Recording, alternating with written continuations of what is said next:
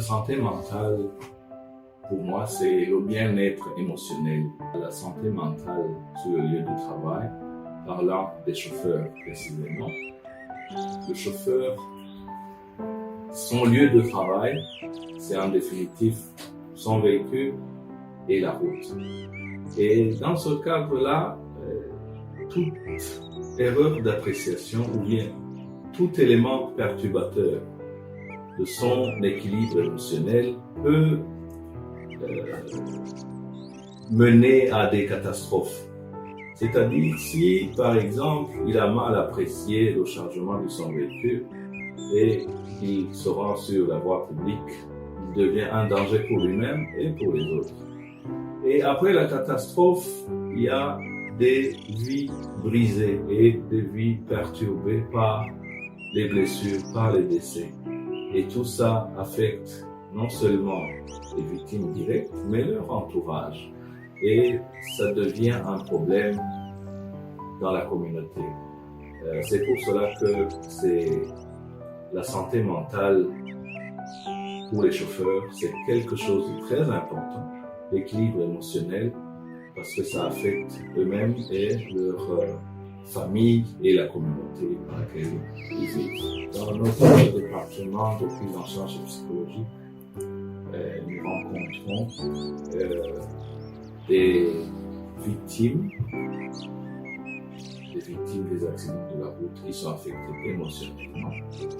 Et même au niveau des formations que nous dispensons aux chauffeurs professionnels, il y a des demandes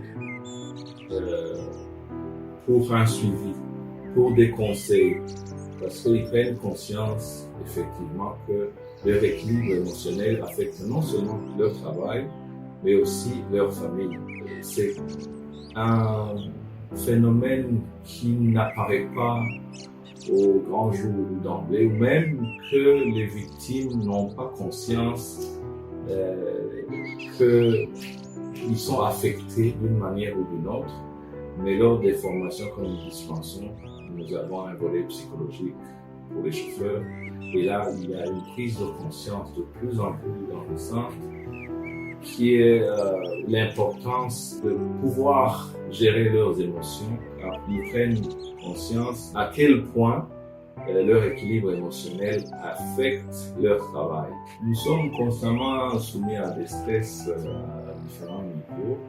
La voie publique est un espace de partage où il y a un stress permanent, car un chauffeur est appelé constamment à observer et prendre des décisions à chaque instant, à chaque seconde.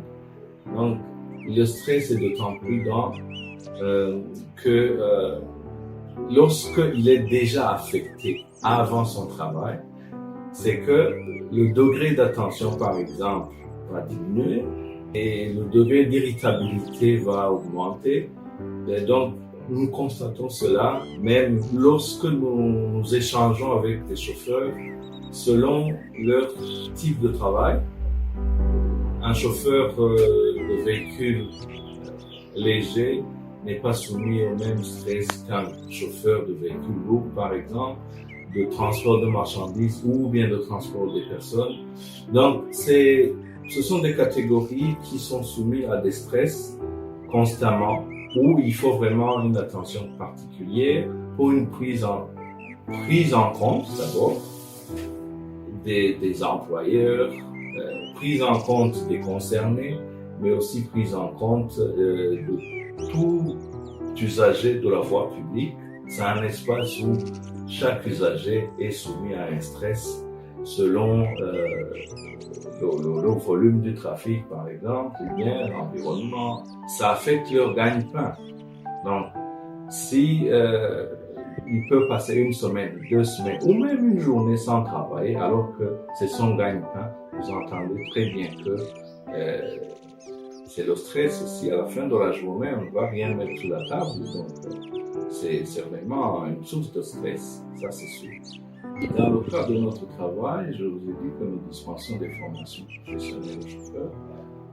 Et nous rencontrons des situations effectivement qui sont sources de stress. de par le travail de certaines entreprises, ou bien une certaine incompréhension entre l'employé et l'employeur qui, en réalité, est due aux certaines contraintes que les chauffeurs rencontrent sur le terrain, dont les employeurs n'ont pas conscience ou bien n'appréhendent pas la réalité de certaines situations, sources de stress, et qui peuvent amener à des conflits ou à des tensions dans l'organisation qui peut-être auraient pu être évitées.